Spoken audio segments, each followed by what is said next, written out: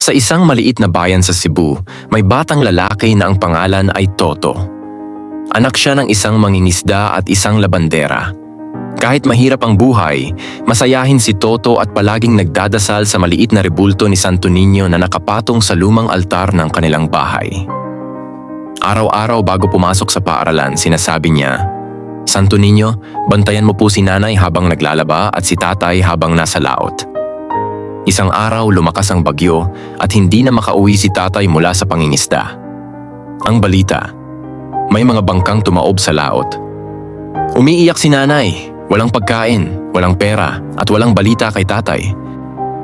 Sa gitna ng dilim at ulan, si Toto ay lumuhod sa harap ng Santo Niño. "Santo Niño, kung pwede po, kayo na lang po ang pumunta at hanapin si tatay." Tumulo ang luha niya sa kahoy ng altar. Maya-maya, napagod siya at nakatulog habang nakaluhod. Kinabukasan, ginising siya ng ingay mula sa labas ng bahay. "Totoo, bumalik na ang tatay mo."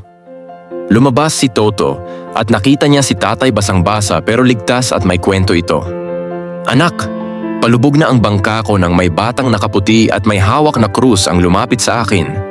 Tinulungan akong umakyat sa lumulubog kong bangka at tinuro ang daan pabalik. Pagtingin ko, bigla siyang nawala." Napatingin si Toto sa altar. Doon ang rebultong Santo Niño ay basa. May patak ng tubig dagat sa paanan nito. Aral: sa pusong dalisay at panalangin totoo, hindi bata o matanda ang mahalaga, kundi ang pananampalatayang handang magtiwala sa himala.